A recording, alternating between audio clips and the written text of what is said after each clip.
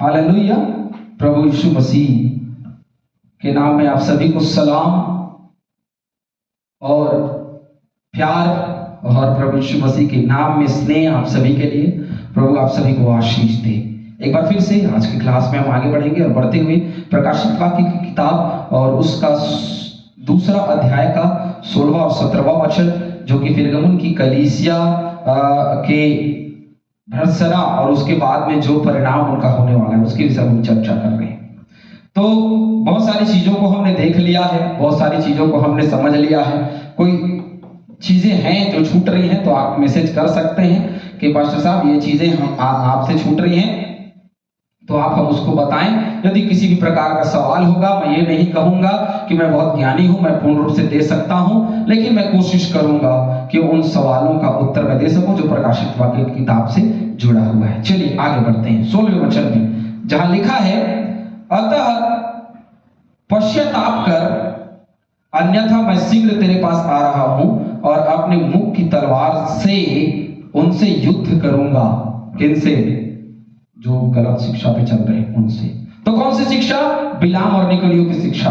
बिलाम और निकलियों की शिक्षा क्या है कि आत्मिक रूप से भी विचार करो, कैसे मूर्ति पूजा करो और जो अन्य देवी देवता के सिंहासन पर चढ़ाए गए उनकी वस्तुओं को खाओ, ग्रहण करो। चलिए आगे बढ़ते हैं। हमको इस प्रकार की गलत बातों को, झूठी शिक्षाओं को अपनी कलीसिया में अनदेखा नहीं करना चाहिए, जबकि हम कई बार अपनी कलीसिया में अनदेखा करते हैं। मैं अपनी कलीसिया में छोटे से छोटे पाप को भी अनदेखा नहीं करता, या छोटे बच्चे के भी अपराध को अनदेखा नहीं करता, और ना ही मैं करूंगा। क्यों नहीं करूंगा? क्योंकि छोटे से छोटा पाप या छोटे से छोटा अपराध ही है जो एक दिन बड़ा होता है। कलीसिया में छोटी सी छोटी गड़बड़ी, छोटा सा छोटा विवाद यदि हम छोड़ते चले जाएंगे तो एक दिन ऐसा होगा कि वो बड़ा हो जाएगा। शुरुआत में जब मैं अपनी कलीसिया में गया था तो शुरुआत में इन चीजों को मैं छोड़ रहा था। बहुत बाद में समझ में आया कि छोटी छोटी चीजों को छोड़ना नहीं है, परंतु उन समस्याओं का हल खोजना जरूरी है। तो कभी भी छोटी छोटी बातों को अनदेखा ना करें। समझौते का जीवन परमेश्वर को किसी भी प्रकार से स्वीकार्य नहीं है। समझौते का जीवन ना जिए कि चलिए ठीक है, वो शराब पीता है तो कोई बात नहीं चल रहा है, वो गाली देता है कोई बात नहीं चल रहा है, तो हटाओ, मारो गोली, कुछ मत करो। ये समझौते का जीवन मनुष्यों को अच्छा लगता है, लेकिन परमेश्वर को समझौते का जीवन अच्छा नहीं लगता। परमेश्वर वो है जो सामर्थ और तेज से भरा है। परमेश्वर वो है जो उस शक्ति का एहसास कराता है जो आपको और मुझे कमजोर बनाती है। मनुष्य परमेश्वर से अलग होकर के उस सामर्थ को नहीं पा सकता जो सामर्थ परमेश्वर देना चाहता है। इसीलिए कभी भी परमेश्वर को स्वीकार नहीं कि समझौते का जीवन जिए। कलीसिया में कुछ लोग अच्छे हैं, कुछ लोग बुरे हैं, सब चलता है।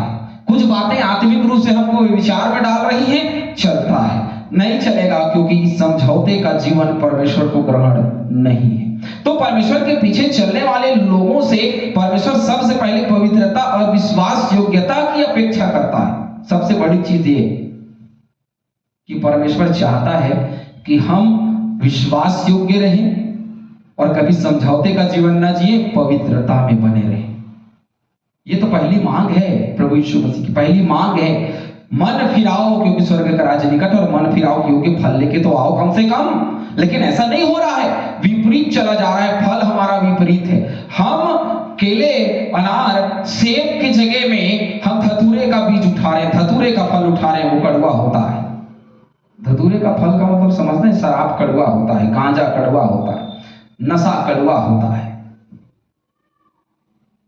हम वही उठा रहे, हमको वही पसंद है। कई लोगों को मैं देखता हूं जो शराब पीने वाले लोग हैं, उनसे पूछा जाए, मैंने कई बार पूछा है, देसी का कैसा स्वाद होता है? एकदम कड़वा होता है। अच्छा, गोवे का कैसा होता है? थोड़ा अच्छा लगता है पर वही कड़वा ही होता है। हाँ, बियर का कैसे लगता है? बियर बहुत अच्छी चीज है, उसको तो सबको पीना चाहिए। अरे भैया, जहां एल्कोहल है वहां क्यों हम पिए उसको? लेकिन बियर पीनी चाहिए, क्यों? ताकत बढ़ाता है। यदि कोई बीमार है तो उसको बियर पिलाना चाहिए, मजबूत हो जाएगा। जो सूखा हड्डी है उसको बियर पिलाना चाहिए, तंदुरुस्त हो जाएगा। अरे भैया, परमेश्वर के पास में आओ, परमेश्वर बल देता है। हालेलुया। परमेश्वर क्या देता है? बल देता है। लेकिन खंबा बल नहीं देगा, क्या देगा? छल देगा। कैसे छलेगा? तुम स्वस्थ हो लेकिन अंदर से कमजोर बना देता है, लीवर डैमेज हो जाता है, लंग्स फट जाते हैं, अतड़ियां फट जाती हैं। एक दिन ऐसा समय आता है कि हम मर जाते हैं शराब पी करके, है ना। तो ऐसे जीवन ना बिताएं जो कि पवित्रता से अलग हो, विश्वास योग्यता से अलग हो। समझौते का जीवन अर्थात बुराई को देखकर उदासीन बने रहना कि हाँ चलो हटाओ, चलता है, उदासीन ना बने। किसी भी बुराई को आप रोकें, किसी भी बुराई को आप टोकें कि यहां गड़बड़ है, इस गड़बड़ी को आप रोक के रखिए। यदि इस गड़बड़ी को नहीं रोकेंगे तो हमारा जीवन उदासीन हो गया, हम उदासीन हो चुके हैं, हम वक्त और हालात के साथ ढलते चले जा रहे हैं। परमेश्वर कभी ढलता नहीं भैया। मैं जो हूं सो हूं। अपने जीवन को ऐसा बनाइए कि मैं परमेश्वर में जो हूं सो हूं। मुझे समझौते का जीवन नहीं जीना है। परिवार को देखेंगे, आप समझौते का जीवन जिएंगे। समाज को देखेंगे, आप समझौते का जीवन जिएंगे। आप घर या गांव को देखेंगे, आप समझौते का जीवन जिएंगे। समझौते का जीवन परमेश्वर में मरने से अच्छा है कि हम समझौते का जीवन ना बिताएं, परंतु परमेश्वर में बने रहे। अरे भैया पौलुस क्या बोलते हैं, यही तो बोलता है मेरे लिए जीना मसीह और मर जाना लाभ है। यदि मैं जी रहा हूं तो मसीह में जीऊंगा, नहीं तो समझौते का जीवन नहीं जीऊंगा, मुझे उससे कोई मतलब नहीं। आज हम समझौते का जीवन जी रहे हैं। क्या उदासीन जीवन हो चुका है हमारा। आगे बढ़ेंगे तो किसी भी प्रकार से इन चीजों को अनदेखा ना करें, बिल्कुल खामोश ना रहें। अक्सर तर्क दिया जाता है कि हमारी कलीसिया में फूट हो जाएगी, हमारे दान में कमी आ जाएगी। ये कलीसिया की, छोटे बड़े कलीसिया की समस्या है। यदि वो अच्छा दान देने वाला है, बुराई चलता है, अच्छा दान देता है, बोल देंगे तो कल दान देना बंद कर देगा। ओके चलो समझौते का जीवन जीते हैं भाई, दान में कमी आ जाएगी। ये सारी बातें सोचकर यदि हम समझौते का जीवन जीने लगते हैं तो परमेश्वर को यह बात स्वीकार नहीं है। हमको तो लगता है कलीसिया बहुत अच्छे चल रही है, लेकिन उसको स्वीकार नहीं। परमेश्वर किसी भी प्रकार से इस प्रकार की अपवित्रता के साथ समझौता नहीं कर सकता। कहां पता चलेगा आपको? पहला कुरिन्थियों 10:21 व्यवस्था विवरण की किताब 9:22 से 11 इन वचनों को पढ़ेंगे। समझौते का जीवन जीने वाले लोगों को तो इसको बताना चाहिए, इसको पढ़वाइए कि समझौते का जीवन जिए मत, क्योंकि परमेश्वर क्या करता है? परमेश्वर क्रोध करता है। प्रभु यीशु मसीह पश्चाताप का आह्वान देता है, मन फिराओ, तथा साथ ही साथ यह चेतावनी भी देता है कि शीघ्र ही आने वाला हूं, मैं बहुत जल्दी आने वाला हूं। मेरे आने से पहले अपने जीवन को सुधार लो, जो अस्त व्यस्त जीवन है उसके व्यस्त कर लो और उसको बिल्कुल व्यवस्थित कर लो, सुडौल कर लो और बहुत अच्छे से कर लो, ताकि जीवन आगे जब बढ़ाओ, जब मैं आऊं तो ऐसा पाऊं कि तैयार रहो। उसका दूसरा आगमन निकट है, उसके पास दो धारी तलवार अर्थात वचन है। वचन के मापदंडों के आधार पर ही वह हमें दोषी अथवा निर्दोष ठहराएगा। अर्थात हमको अपनी इच्छा, हट और भावनाओं के आधार पर नहीं चलना है, अपने आपे पे, अपने पाप के अनुसार नहीं चलना है, परंतु हमको वचन की अवहेलना नहीं करनी है, परंतु हमको वचन के साथ आज्ञाकारिता में जीवन बिताना है। 17 वचन पढ़ेंगे। जिसके कान हो वह सुन ले कि आत्मा कलीसिया से क्या कहता है। जो जय पाए उसे मैं गुप्त मन्ना में से दूंगा और उसे एक श्वेत पत्थर भी दूंगा। हालेलुया। गुप्त में से देगा, श्वेत पत्थर भी देगा, जिस पर एक नया नाम लिखा हुआ होगा, जिसे प्राप्त करने वाले के अतिरिक्त अन्य कोई नहीं जानेगा कि उसमें क्या लिखा है। जिसके कान हो वह सुन ले। एक बार फिर इस वचन का प्रयोग किया गया, अर्थात हर कोई जो परमेश्वर की आवाज को सुन, केवल पीरगमुन की कलीसिया नहीं, जिसके कान हो, अर्थात अभी जो सुन रहे हो, मैं जो बोल रहा हूं, जिसके कान हो वह सुन ले। अर्थात हर कोई जो परमेश्वर की आवाज को सुनने के लिए अपने कान खुले रखता है। यह बात केवल एक कलीसिया के लिए नहीं, किंतु हर एक विश्वासी के लिए है, जिनके कान वास्तव में परमेश्वर की आवाज सुनने को खुले हुए हैं। उस हर एक विश्वासी को परमेश्वर की आवाज सुनने के लिए आमंत्रण किया जा रहा है कि उसकी आवाज को सुनो। आज पूरी कलीसिया को आमंत्रण किया जा रहा है, जिसके कान हो वो सुन ले। आज पूरे लोगों को आमंत्रित किया जा रहा है, जिसके कान हो वह सुन ले। जो जय पाए उसे गुप्त मन्ना देगा। तो जो जय पाए, कौन है जो जय पाए? प्रकाशित वाक्य 2:26 में लिखा, वही जयवंत ठहरेगा। जो विभिन्न प्रकार की सताओं, पीड़ाओं, दुख, विपत्ति, अभाव, विषमताओं में प्राण देने तक स्थिर रहेगा, तो अंत तक अपने कार्यों तथा जिम्मेदारियों की विश्वास योग्यता से वह उस चीज को पूरी करेगा जिसकी वजह से वो जय पाएगा। फालतू में इशारा करो, डब्बे से निकाला। मसीहियों को लगता है कि ये छोटी छोटी चीजें हैं, ये तो चलेगा। गुड़ाकू तो हम इसलिए करते हैं कि भैया ये तो मंजन है, कोलगेट भी तो है, कोलगेट घसीए। नशा ही करना जरूरी है क्या? मुंह धोने के वक्त नशा कर रहे हैं, खाने से पहले नशा कर रहे हैं, खाने के बाद नशा कर रहे हैं, है ना? नशा ही जिंदगी है, नशा ही बंदगी है और नशा ही ईश्वर है। पाप ही जिंदगी है, पाप में ही पड़े रहना है, पाप में ही धंसे रहना है, गड़े रहना है, पाप करते रहना है, क्योंकि पाप हमको बहुत अच्छा लगता है। अरे जिंदगी बिताओ मत, क्योंकि पाप एक दिन हमको डुबो देगा, एक दिन खत्म कर देगा, एक दिन नष्ट कर देगा।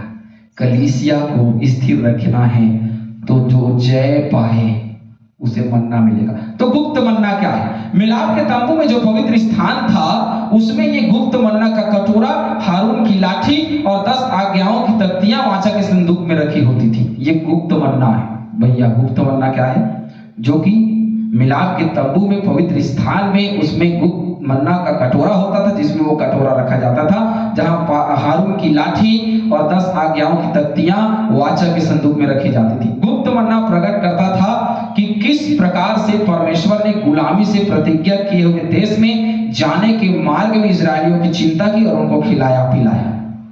जो जय पाएंगे उनकी आत्मा तथा शरीर की प्रभु यीशु मसीह स्वर्गीय भोजन से तृप्त करेगा।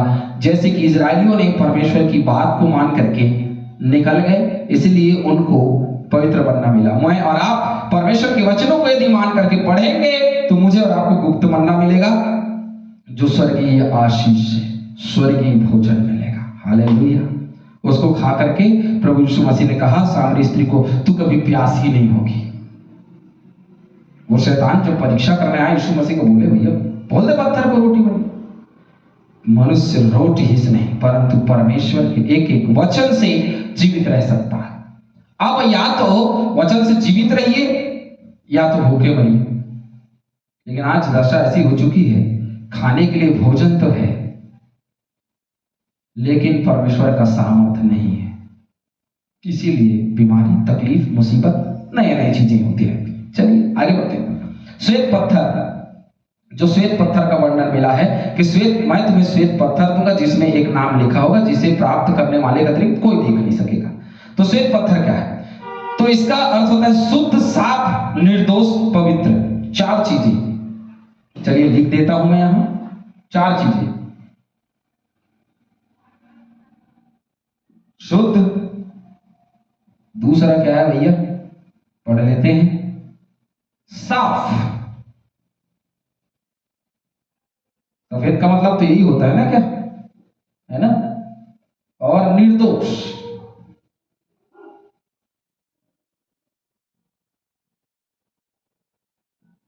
निर्दोष, और क्या है? पवित्र।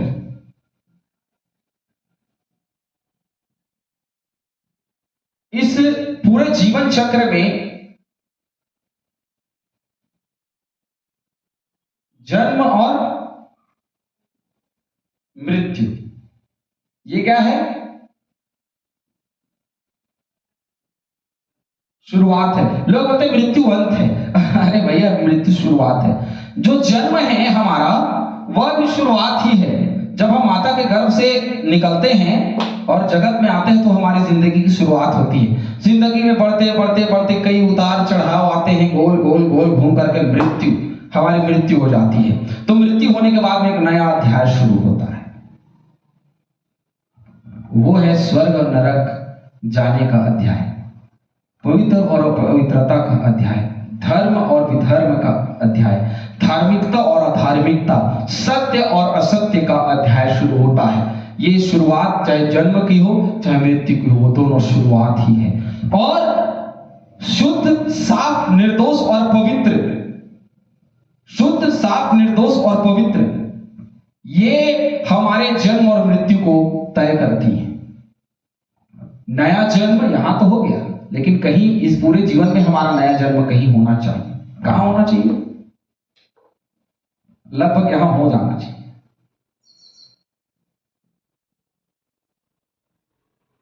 लेकिन हमारा नया जन्म कहां होता है? इधर। तो अब एक बात बताइए, यहां नया जीवन होना चाहिए था थोड़ी उम्र के बाद, पूरे बुढ़ापा, पूरे जवान, बालकपन, जवान, और उसके बाद मिडिल एज, उसके बाद में ओल्ड एज आ गया, उसके बाद मृत्यु आ गई, तब नया जीवन जन्म का ख्याल आया। कई लोग मरने के समय बपतिस्मा ले रहे हैं, तो नए जन्म का ख्याल तब आया जब मरने वाले हैं। यहां नया जन्म करने से क्या जीवन मिलेगा? उस डाकू को भूल जाइए। लोग उस डाकू की आदत, अरे पूरे जो जीवन काल में पाप किया, यहां जो पाप किया है, क्या वो शुद्ध, साफ, निर्दोष और पवित्र है? क्या हमारा पुराना जीवन कोरा है, एक कागज के समान, एक भी दाग लग गया तो वो खत्म हो गया, उसका जिंदगी खत्म हो गया? तो नहीं है, क्योंकि यहां पे गड़बड़ी ये हो रहा है, जन्म और मृत्यु जो शुरुआत जो है वो अंत में बदल जा रहा है। शुरुआत एक नए अध्याय का, लेकिन हमारा हस्र जो है, जो जन्म से पाप था, जन्म से क्या था? पाप, क्योंकि हम सब पाप से जन्मे हैं। जन्म लेने वाला हर एक व्यक्ति पापी है, पूरे जीवन काल में चलता चला गया, यहां भी पाप। तो शुरुआत और अंत का पूरा परिणाम क्या निकला? पाप। लेकिन शुरुआत और अंत का परिणाम क्या निकलना चाहिए? क्या निकलना चाहिए? नया जन्म। लेकिन अभी कैसा होता ही नहीं, क्योंकि कोई शुद्ध, साफ और निर्दोष और पवित्र नहीं होता। आगे बढ़ेंगे। पहले जो न्यायी रहते थे वे निर्दोष लोगों को श्वेत पत्थर देते थे। ये श्वेत पत्थर देने की बात क्यों कर रहे हैं? क्योंकि पहले जो न्यायी होते थे वे श्वेत पत्थर दिया करते थे। जो लोग दोषी ठहराए जाते थे उनको काला पत्थर देते थे। जो निर्दोष होते थे उनको सफेद, और जो निर्दोष नहीं होते थे, जो दोषी होते थे, उनको काला पत्थर। श्वेत पत्थर को वे लोग अपने बैठक कमरे या ऐसे स्थान पर रखते थे कि आगंतुक स्पष्ट रूप से देख ले कि उन पर दोष लगाया तो गया था, परंतु वे निर्दोष पाए गए। आज एक सर्टिफिकेट मिलता है कि इसको सारे केस, इसके ऊपर में सारे चार्जेस लगाए गए, ये सारे चार्जों को हम गलत ठहराते हैं, इन सभी चीजों पर दोषी नहीं ठहराया गया, ये निर्दोष व्यक्ति, उसका प्रमाण पत्र उसको दे दिया जाता है। लेकिन पहले पत्थर मिलता था, उसको रखे तो पता चले हाँ इसके ऊपर में विचार का दोष लगाया गया था या मर्डर का दोष लगाया गया था, ये निर्दोष ठहर गया, इसलिए उसका श्वेत पत्थर वहां रखा करते थे। परमेश्वर हमारा सर्वोच्च न्यायी है, अंत में जब अन्याय करेगा तब हमको श्वेत पत्थर देगा, जो छाप है, जो मुहर है वो देगा, जिस पर एक नया नाम लिखा हुआ होगा जो सचमुच में हमारा होना चाहिए। नया नाम क्या है? एक और बात करना, श्वेत पत्थर के बाद नया नाम। तो प्रभु यीशु मसीह को स्वीकार करने के द्वारा से हम पवित्र और निर्दोष ठहराए जाकर परमेश्वर की संतान और वारिस जब होते हैं तो हमारा नया नाम रखता है। हम अधिकार और गौरव प्राप्त करते हैं, साथ ही नई पहचान, नया नाम प्राप्त करते हैं। हम क्या प्राप्त करते हैं? क्या मिला है हमको पूरे जीवन काल में? मैंने 32 साल के जीवन में क्या पाया है? मैं मसीह यीशु पर आया, विश्वास किया, मैं उसकी सेवा कर रहा हूं, मुझे क्या मिला? क्या मिला मुझे? पाप नहीं। क्या मिला?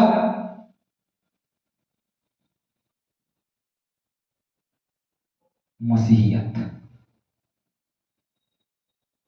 जो मुझे सोचने पे मजबूर करती है कि मैं पाप ना करूं, पूरी जिंदगी में नया जीवन पाने के लिए मसीहियत दिखाऊं। आज मुझे और आपको मसीहियत दिखाने की आवश्यकता है। क्यों? क्योंकि मुझे और आपको नया नाम मिला है, मसीही। क्या मिला है? मसीही, क्रिश्चियन। तो मुझे और आपको जब ये टाइटल मिला है, हम क्या हैं? मसीह हैं, है ना? हम क्या हैं? मसीह हैं। यीशु मसीह से जुड़े हुए लोग, उसके पीछे चलने वाले लोग हैं। वह श्वेत पत्थर हमको मसीह को स्वीकार करने के द्वारा मिल चुका, क्योंकि जो मसीह में है उन पर दंड की आज्ञा नहीं। रोमियो 8:1 को पढ़िएगा, वहां पता चल जाएगा आपको, वहां मिल जाएगा कि उन पर दंड की आज्ञा नहीं जो मसीह यीशु को मानते हैं। Hallelujah, hallelujah, hallelujah. यदि आज हम मसीह यीशु को मानते हैं तो हम पर दंड की आज्ञा नहीं है। मसीह यीशु ने हमको नया जीवन दिया है। आप स्थिर रहें, ठहरे रहें, प्रभु में आगे बढ़ें। तब वो श्वेत पत्थर हमको मिलेगा और हम जय पाएंगे। दोष तो है, गड़बड़ियां तो हैं, छोटी छोटी वस्तुएं तो हैं जो हमको नुकसान करती हैं, लेकिन हमको आगे बढ़ना है, हमको आगे बढ़ते हुए मसीह जीवन को जीना है। इसीलिए आज समय है कि अपने जीवन को बदलें, अपने समय को बदलें, अपने सोच को बदलें और बदल करके एक नए जीवन को प्राप्त करें। पूरी जिंदगी का कमाया हुआ धन पाप नहीं होना चाहिए, मसीहत होनी चाहिए। प्रभु आप सभी को बहुत से आशीष दें। चैनल को लाइक करें, सब्सक्राइब करें और शेयर करें। आमीन।